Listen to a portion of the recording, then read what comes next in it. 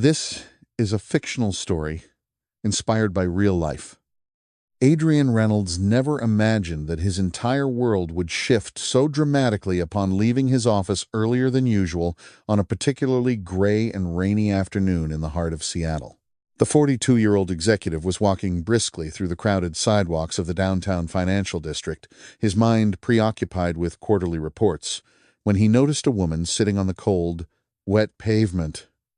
She was shivering uncontrollably, trying to shield herself from the relentless Washington rain with a soggy piece of cardboard that she held precariously over her head while the crowd surged past her.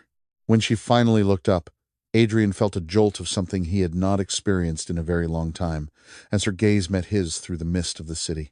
Even with her damp hair clinging to her pale face and her clothes tattered and worn, there was a profound sense of dignity in her deep brown eyes that made him stop dead in his tracks. The Seattle rain was sharp and biting that day, but that single look seemed to pierce through the damp chill and touch a part of his lonely soul that had been dormant for years. "Please, just a few cents, if you can spare them," she whispered with a voice that was barely audible over the sound of the passing traffic, extending a trembling hand that looked almost translucent under the pale glow of the street lamps. Adrian did not hesitate for a single second as he knelt down on the wet asphalt, completely disregarding the fact that his designer suit had cost him over $3,000 just the previous week at a boutique. He reached into his pocket and pulled out not just a few $100 bills, but also his large black silk umbrella, which he handed over to her with a steady hand. "Please, take this umbrella. It will protect you much better than that piece of wet cardboard ever could," he said in a voice so gentle it surprised even him. She looked at him with a mixture of shock and disbelief, for it was not a common sight to see a man of his stature literally lowering himself to her level in a city where anonymity is the general rule of the street. "Thank you, sir. May you be blessed many times over for your kindness," she replied, and her voice possessed a rhythmic sweetness that stood in stark contrast to her disheveled and suffering appearance. Adrian noticed immediately that she spoke with the grace of an educated woman, using perfect grammar and a clear diction that was exceptionally rare among those living in such dire circumstances. There was a mystery hidden within those well-placed words that sparked his curiosity and made him want to know more about the person behind the poverty. "What is your name?" he asked, ignoring the cold water that was now beginning to soak into his own shoulders as he stayed there beside her. "My name is Isabella," she responded, lowering her gaze for a moment, as if remembering a distant life. "But everyone has called me Bella since I was just a small child."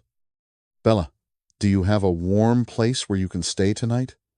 he questioned, feeling the immense weight of the answer. Before she even spoke a word, she slowly shook her head in a silent negative, and Adrian looked up at the dark, heavy clouds as the rain began to increase in intensity with every passing minute. "Come with me. I am going to take you to a place that is warm and safe," he said, with a firm yet compassionate tone that left little room for argument. "That really is not necessary." "Sir, I can find a way to manage, as I am quite used to this by now," she replied, trying to hold on to the tiny shred of independence she had left. "This is not an order, Bella. It is an invitation from someone who genuinely cares about your well-being," he countered with a soft smile. Something in the gentle firmness of his voice finally reached her, and she accepted his help, rising to her feet with great difficulty as the cold had clearly numbed her muscles and joints. Adrian led her to a small but very charming boutique hotel located near the city center, where he paid for a room and left instructions for her to have a hot bath and a nutritious meal. "I will return tomorrow morning to see how you are doing," he told her before turning to leave, feeling a strange and unfamiliar peace blooming within his chest. "Why are you doing this for me?" Bella asked, still unable to fully grasp the kindness of this stranger who had appeared like a guardian in the middle of the storm. Adrian paused at the door, reflecting for a moment on the truth of his own heart, before replying that everyone deserves a second chance at life, before disappearing into the night. That night, Adrian found it impossible to sleep soundly as his mind became a turbulent whirlpool of thoughts and faded memories of a happier time. He kept thinking about Bella's eyes, the way she thanked him without a hint of submissiveness, and the quiet dignity she maintained despite the worst situation a human being can face. There was something about her that awakened feelings he believed had died with his wife, Vanessa, who had passed away 3 years prior after a long and grueling struggle with her health. Grief had turned Adrian into a man who was functional for his business but empty inside, and this unexpected encounter felt like a small flame of hope being lit in his weary heart. He realized that for the first time in over 1,000 days, he was thinking about the future of someone else rather than just the emptiness of his own mansion. The following morning, Adrian returned to the hotel exactly as he had promised, and found a woman who appeared almost completely transformed by a night of rest. Bella had bathed and was wearing clean, simple clothes that the hotel staff had provided under Adrian's specific orders from the night before. Without the layers of city grime and the wet hair obscuring her face, he could see her features more clearly, noting the delicate bone structure and the intelligence behind her gaze. She was much younger than she had appeared on the street, perhaps only 35 years old, and she possessed a natural beauty that even the harsh life on the sidewalks had not managed to fully extinguish. "Good morning, Isabella. I hope you were able to sleep well last night," he said, offering her an encouraging smile that felt more natural than any he had worn in years. "It has been many months since I have slept in an actual bed," she admitted with a long sigh of relief, her voice sounding much stronger than it had the previous evening. "I cannot thank you enough for your generosity, Mr. Reynolds. Please, I would prefer it if you just called me Adrian," he requested gently as he led her toward the hotel's small, sun-drenched restaurant for breakfast. He watched her discreetly as she ate with grace, using her utensils correctly and maintaining a posture that suggested a background of refinement and culture. It was becoming increasingly clear to him that Isabella was not someone who had been born into a life of struggle, but rather someone who had fallen from a great height. Every gesture she made confirmed that she possessed a wealth of social and intellectual experience that she was currently hiding from the world. "May I ask you a personal question, Bella?" he inquired after she had finished her meal, and he noticed her body go slightly tense before she gave a small nod. "Have you always lived this way?" he asked, with as much caution and empathy as he could muster. "No," she replied, and her voice became almost a whisper, heavy with a pain that seemed to go back many years. "Before all of this, I had a completely different life filled with plans and dreams that I believed were unshakable. What happened to change all of that?"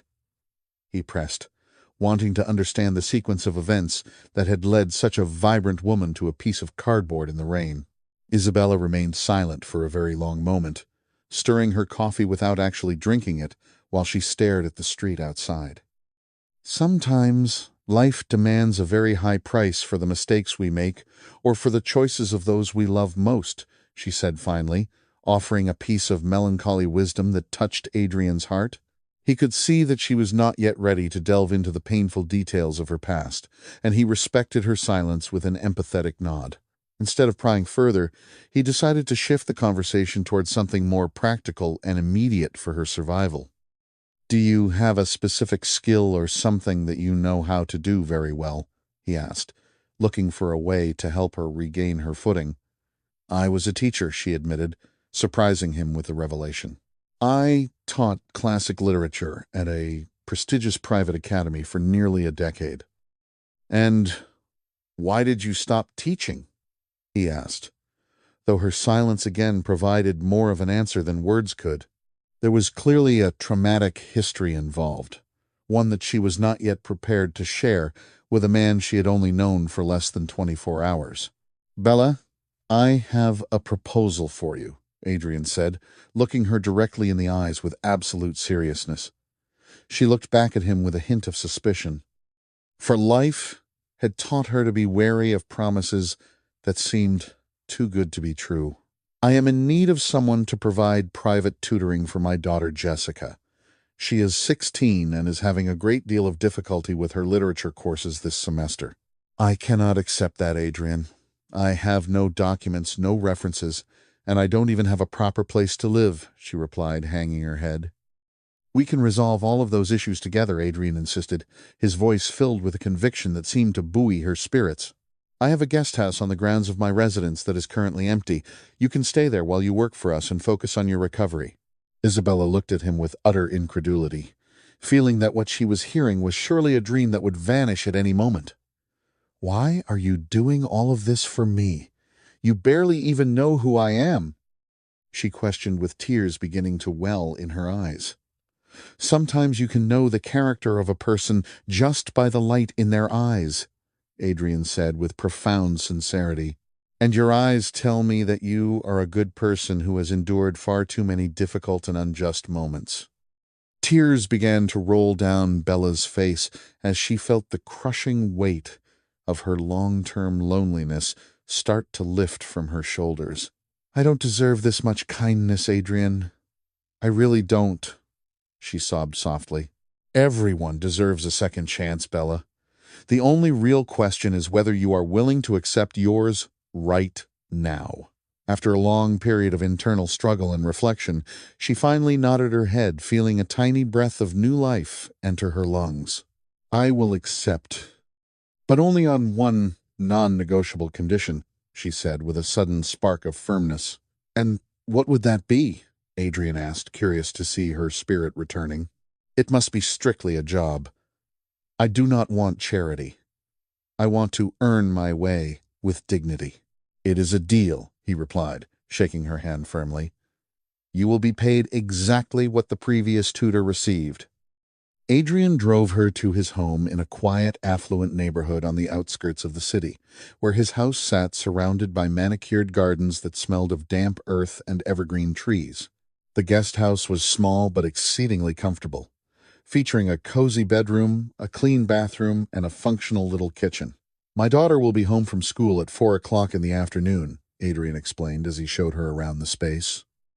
You can use this time to organize yourself and perhaps get some rest. Tomorrow, we will begin the process of replacing your lost documents. How will we do that? She asked, intrigued by his confidence. I have a very close friend who is a lawyer named Franklin. He will help us navigate the bureaucracy to get you a new identification and everything else you need. Isabella was moved to tears once again, as it had been so long since anyone had treated her with real respect. That afternoon, when Jessica arrived home from her high school, Adrian called her into his home office for a serious conversation about the new arrangement. Jessica was a typical teenager with a mop of curly hair and bright, expressive eyes that usually showed a mix of intelligence and occasional boredom. Honey, I have some news for you, Adrian began, sitting behind his mahogany desk.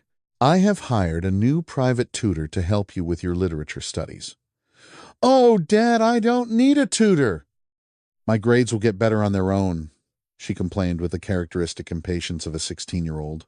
Jessica, you received a very low grade in literature last term, and that is not what I would call improving, he countered, with a loving but firm tone.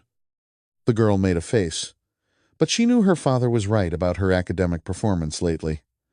Where did you even find this new teacher? She asked, with a newfound sense of curiosity. Adrian hesitated for a brief second, choosing his words carefully so as not to overwhelm his daughter with the full truth just yet. She is a very special person who has gone through some incredibly tough times in her life, Jessica. I want you to treat her with the utmost respect and kindness. Sure, Dad. Whatever. When does she start? The girl asked. Tomorrow afternoon, and she will be living in the guest house for a while. Why is she living here? The teenager asked, sounding intrigued. Because sometimes people just need a safe harbor to rebuild their lives from the ground up. The next morning, Isabella was visibly nervous as she prepared for her first official day of work as a tutor. She had found a few items of clothing in the guest house closet that the previous housekeeper had left behind. Simple, clean, and professional garments that made her look like the teacher she once was. Jessica appeared in the study room punctually at 2 o'clock in the afternoon, eyeing the new teacher with a mixture of teenage skepticism and blunt curiosity. "Hi, are you the new tutor my dad was talking about?" Jessica asked, examining Bella from head to toe with that sharp gaze teenagers often use to find flaws. "Yes, I am, Isabella, but you are more than welcome to call me Bella," she responded, trying her best to steady her hands. Jessica noticed that Bella's clothes were very simple, and that she seemed a bit on edge.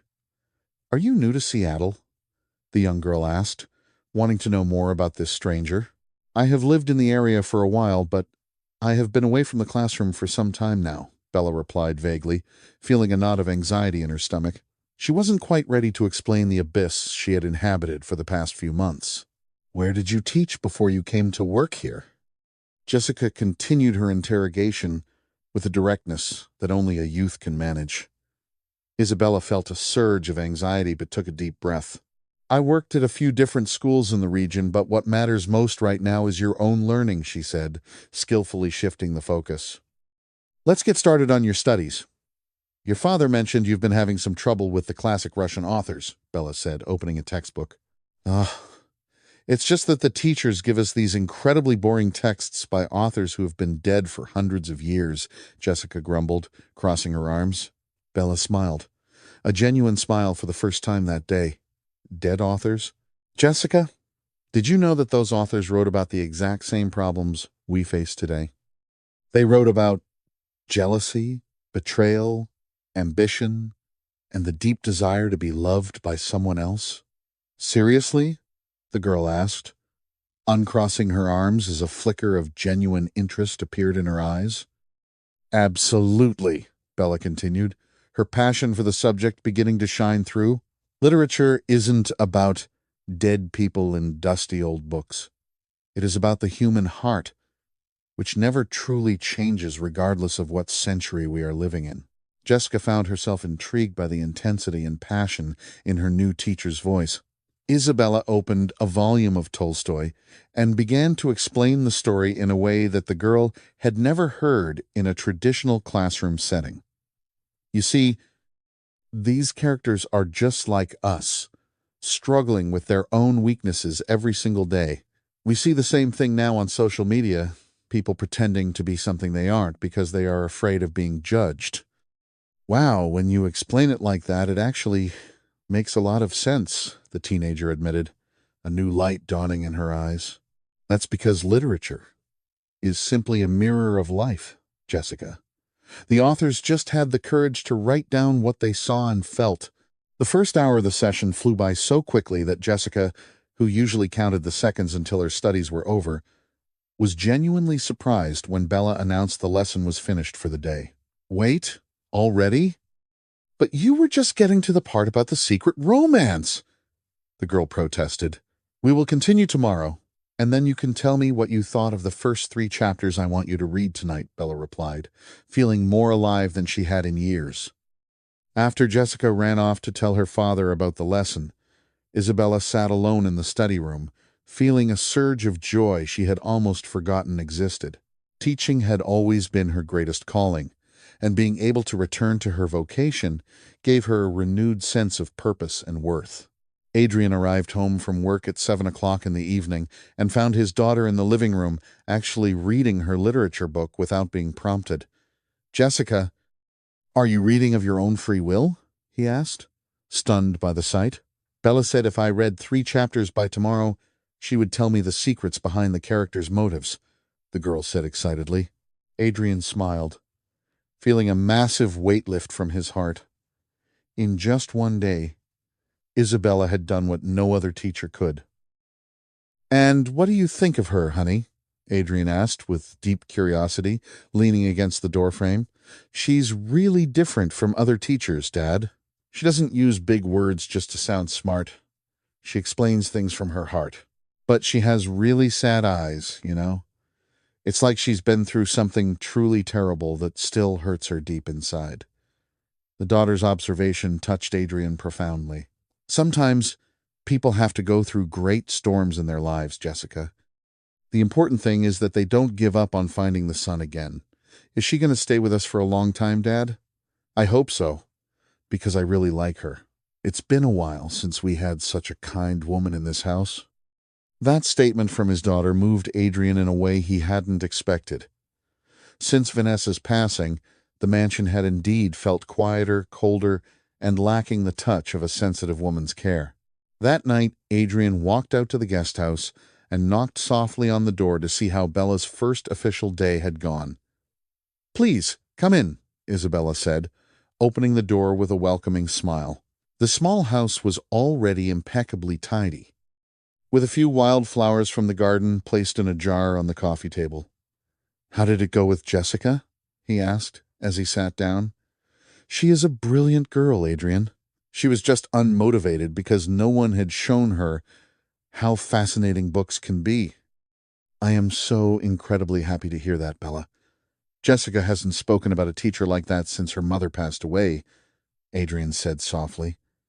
Isabella became serious, sensing the gravity of his words. "Adrian, may I ask you something?" she said. "Of course. Feel free," he replied. "Where is her mother? I noticed there are no recent photos of her in the main house." Adrian took a deep breath, feeling the familiar sting of loss. "Vanessa passed away 3 years ago, after a long battle with cancer. It was a devastating time for both of us. Jessica was only 13 at the time. I am so sorry, Adrian. It must have been an immense challenge to raise a teenager alone while grieving." "It was, and it still is," he admitted honestly. "Some days are much harder than others, but my daughter is what keeps me going and gives me the strength to keep fighting every day." "And how are you handling everything now?" she asked, and the question caught him off guard. No one ever really asked him how he was doing anymore. They all just assumed he had moved on because of his professional success. "I am trying to rebuild my life, one step at a time," he said. "And speaking of rebuilding, I want to thank you for what you did for Jessica today.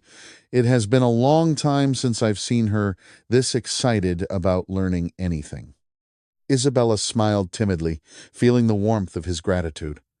"I am the one who should be thanking you, Adrian. It's been a very long time since I felt like a useful member of society." Adrian watched her for a moment and realized that even in her simple attire, there was a magnetic quality to her. It wasn't just her obvious physical beauty, but an inner strength that had survived the greatest of adversities on the streets. "Bella, can I ask you a question?" he said. And she stiffened slightly, perhaps expecting him to pry into her past. "Are you happy?" The question stunned her completely. "Happy?" She laughed, though there was no joy in the sound. "It has been so long since I thought about that.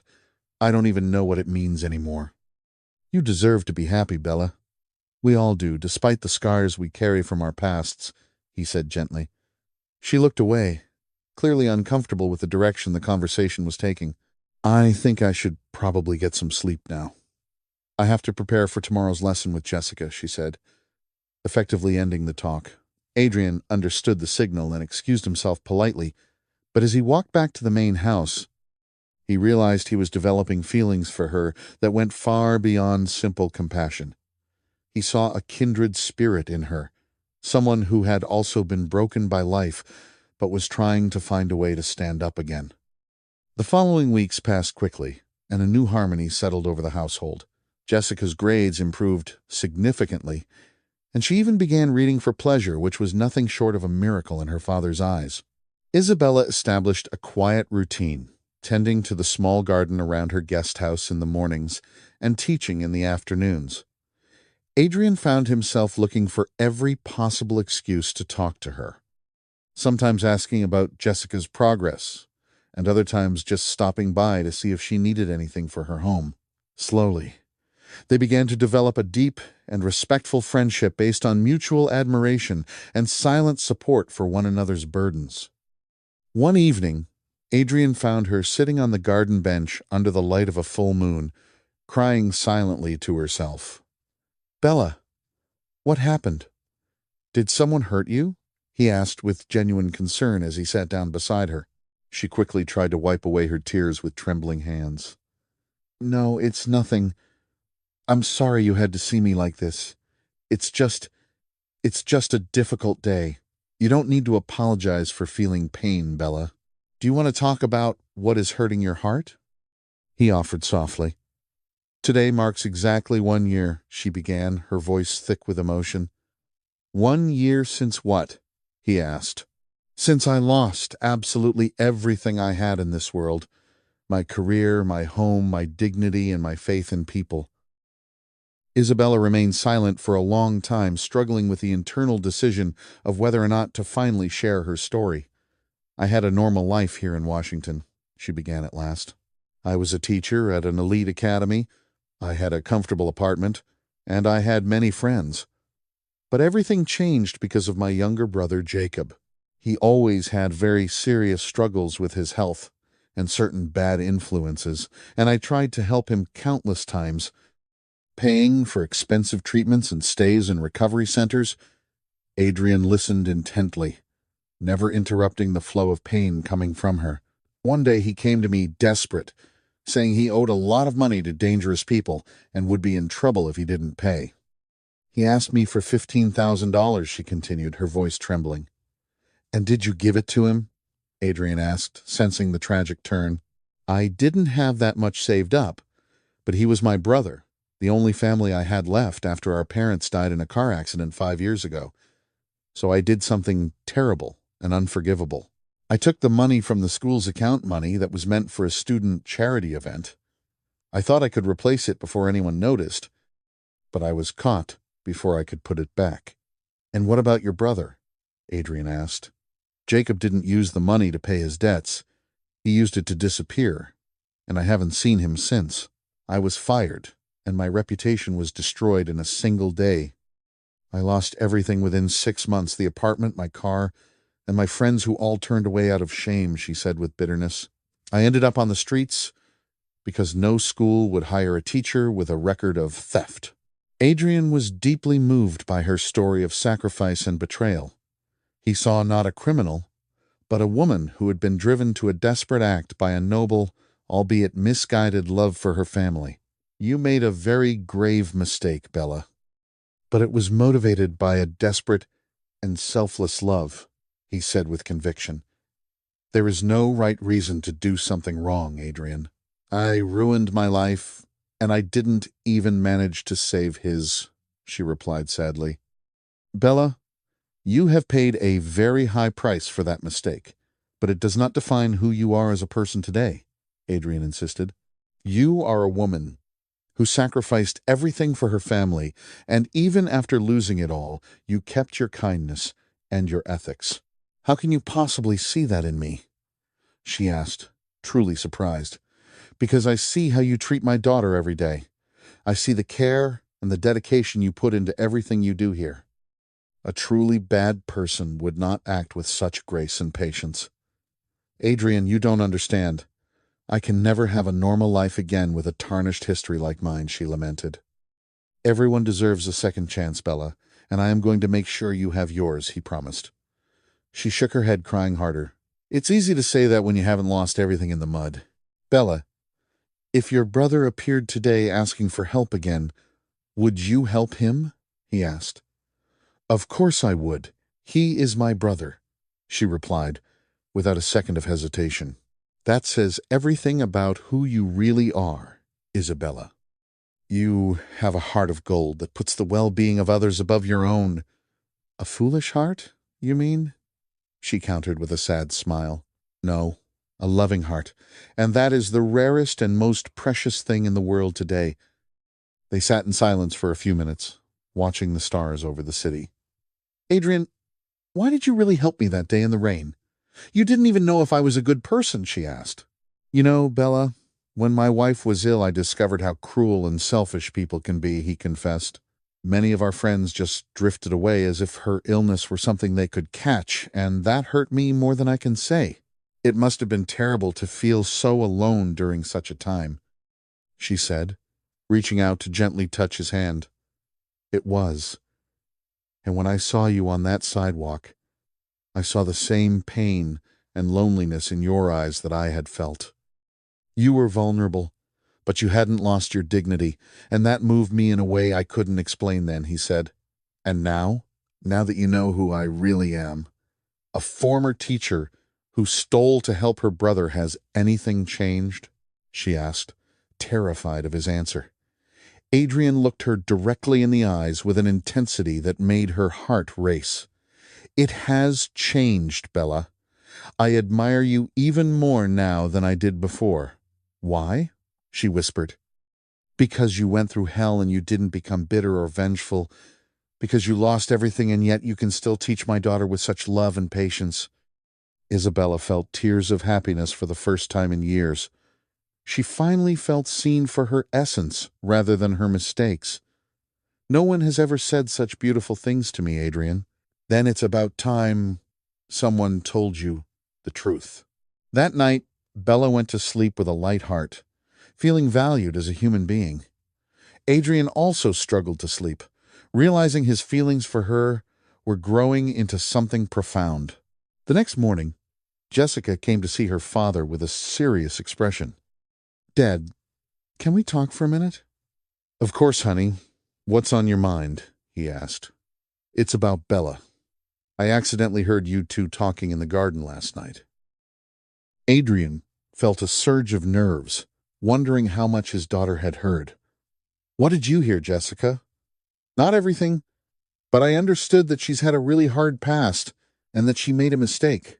I just wanted you to know that it doesn't change anything for me. I am so proud of your maturity, Jessica," Adrian said, feeling a weight lift. "Dad, Bella is the best teacher and the best company I've ever had. She teaches me about life in a way no one else ever has. It doesn't matter what happened before she got here. I'm so glad you feel that way," he said. "Dad, can I ask you something personal? You like her, don't you?" The direct question caught him off guard. "Why do you ask that?" "Because I see the way you look at her, and I see the way she looks at you when you aren't paying attention," the girl said with a knowing smile. "Jessica, it's not that simple. Bella needs time to heal her own wounds before she can think about anything else." "But what if she heals those wounds better with you by her side, Dad? You deserve to be happy again, and so does she." "I would totally support you two being together." Adrian hugged his daughter, moved by her wisdom. That afternoon during their lesson, Jessica was particularly inquisitive. "Bella, were you ever married? Or did you ever have a great love?" the girl asked, closing her book. "Why are you asking such things, young lady?" Bella laughed, blushing. "Just curious. You're so pretty and smart. You must have had plenty of suitors." "I was never married, Jessica. I had some boyfriends. But I don't think I ever found the right person, someone I wanted to build an entire life with." "And how would you know if someone was the right person?" "Well, I think it would be someone who accepts me with all my flaws, my past, and my scars. Someone who is kind and makes me feel safe again." "That sounds exactly like my dad, don't you think?" Jessica said with a mischievous glint in her eyes. Isabella realized what the girl was doing and turned bright red. "Jessica, your father is my employer and a wonderful man, but life isn't a fairy tale like in the books we read." "But why can't it be, Bella?" "You're both alone. You get along great, and I'd love for you to be part of our family for real," the girl said sincerely. Isabella was moved to tears by the sentiment. "Jessica, you're a special girl, but my past is very complicated for a man like your father." "That's nonsense. The past is a lesson, not a life sentence." Those words echoed in Bella's mind for the rest of the day. That evening, Adrian invited Bella to go for a walk in a local park that was beautifully lit for the season. "I'm not sure if this is a good idea, Adrian. What if someone recognizes me and says something bad about you for being with me? Bella, you cannot hide from the world forever. You have every right to live, to enjoy yourself, and to be happy again." "I feel like I'm just existing, Adrian. Living still feels very far away for me." "Then I want to help you start living fully again," he said, taking her hand gently. You brought life back to this house and to me." They walked along the water, and the conversation flowed as if they had known each other for decades. "Bella, I feel something for you that I thought I'd never feel for anyone again," Adrian confessed, stopping by the lake. Isabella's heart pounded with a mix of fear and intense joy. "Adrian, you still love your wife. I know that. I will always love Vanessa. She was the mother of my child and my partner for many years. But she is gone, and I am still here. I believe I have the right to love again. And do you think you could be happy with a woman who has as many problems as I do?" she asked tearfully. "I am certain we would be happy together because what I feel for you is real and deep, Bella." Adrian stepped closer and kissed her with incredible tenderness, a kiss that felt like a promise of a new beginning for them both. Isabella wept in his arms, feeling like she had finally found a safe harbor after being adrift at sea for so long. "Don't cry, my love. I will protect you from everything," he whispered. "I was so afraid I would never be loved again," she confessed between sobs. "You will be loved every single day for the rest of your life, I promise you that." The next morning, Jessica saw the new light in her father's and teacher's eyes. "I knew it!" she shouted, jumping with joy in the dining room. "Knew what, Jessica?" Adrian asked, trying to hide his grin. "That you two finally figured it out." "I'm so happy we're going to be a real family again." Adrian and Isabella looked at each other and laughed, realizing they couldn't hide anything from the clever teenager. "We are taking it slow, Jessica, but yes, we've decided to try for a future together," the father explained. The following weeks were the happiest of Isabella's life. She finally felt like she belonged somewhere. Adrian helped her recover all of her legal documents and even helped her find a position at a different school that valued life experience and character over a single past mistake. Their love blossomed every day, proving that destiny has mysterious ways of bringing together souls that need healing. However, it wasn't all easy, and Isabella knew her past could still catch up with her. One day, while shopping with Jessica, she ran into a former colleague from her old academy. The woman looked at her with pure disdain and made a loud, cruel comment for everyone nearby to hear. "Look at that! The thieving teacher is dressed like a lady now! I wonder who she's tricking this time." Isabella felt the world spinning beneath her feet. But Jessica, seeing the verbal assault, did not stay quiet. She defended Bella with everything she had. "You keep your mouth shut! You know nothing about her life. Bella is the most honest and wonderful person I know," she shouted, leaving the woman speechless. Isabella left them all in tears, feeling like she could never escape the shadows of her history. When they got home, she told Adrian everything. He held her tight and said, "Bella, what those people think does not define you. I know your heart, and that is the only thing that matters to me. But Adrian, this will always follow me. I don't want you or Jessica to suffer because of me.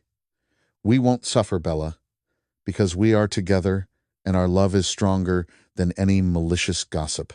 We will face this with our heads held high."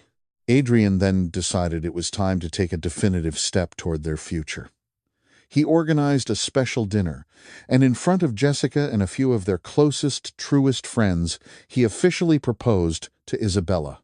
"Isabella, will you do me the honor of becoming my wife and building a life of love and respect by my side forever?" he asked, kneeling with a ring. "Yes, 1,000 times yes," she replied through tears of joy as everyone cheered. The wedding was a simple and beautiful ceremony held in the garden of the mansion, surrounded by the flowers Isabella loved to tend. Jessica served as the maid of honor and gave a speech that moved everyone to tears, speaking about how love can transform pain into hope. Years passed, and the life of the Reynolds family continued to be an example of resilience and unconditional love. Isabella eventually became a respected school principal, using her own story to inspire young people to never give up on themselves, even after making mistakes. Adrian remained a loving husband and a present father, proud of the family he had built from the ashes of his grief. Jessica graduated with a degree in literature, following in the footsteps of the woman she now proudly called her mother, continuing the legacy of a love for stories. The history of Adrian and Isabella in Seattle became a local legend of hope, reminding everyone that life is made of cycles and that after the darkest storm, the sun always returns to shine for those who have the courage to love and to forgive. They proved that a second chance is not just a gift from fate, but an achievement of those who refuse to be defeated. The experience of living through love in our later years teaches us that life is not a straight line of constant successes, but rather a complex tapestry, woven with threads of joy, pain, errors, and above all, the necessary new beginnings. For those of us who have lived through the decades and seen the seasons change so many times, there is a profound certainty that our greatest wealth is not found in the material possessions we accumulate, but in the depth of the bonds we are able to nurture with patience and extreme dedication. Time is a silent teacher, showing us that while external beauty may fade like autumn leaves, the beauty of a soul forged in resilience and empathy only shines brighter as the years advance. The journey of Isabella and Adrian is a reflection of so many lives that at some point felt lost in the darkness of an unexpected storm. Often, the weight of a past mistake or the crushing pain of an irreparable loss makes us believe that the book of our happiness has already been closed and that the remaining chapters will be nothing but solitude and bitter regret. However, what maturity reveals to us is that every single sunrise brings with it a blank page, ready to be written with the ink of hope and the courage to try once more, regardless of the age on our identification or the wrinkles in our reflection. We must not allow the judgments of others or the critical voices of the past to prevent us from opening our hearts to new possibilities of affection and mutual care. To love again after knowing deep pain is an act of revolutionary bravery that requires us to set aside the fear of being hurt in order to embrace the chance of being healed by the touch of another wounded but generous soul. True wisdom lies in recognizing that we are all beings under construction, subject to falls and detours, and that the extended hand of a stranger might just be the miracle we were waiting for to lift us off the cold sidewalk of indifference and back onto the path toward the sun. Finally, let this story serve as a comfort to those facing their own lonely winters. Never forget that human dignity is not lost because of a difficult circumstance, but only when we stop believing we deserve to be loved and respected for who we are at our core. May love always be our compass, and may we have the humility to accept the hands that reach out to us, for it is in the meeting of one person's need and another's generosity that life renews itself and love becomes the most powerful and transformative force in the universe.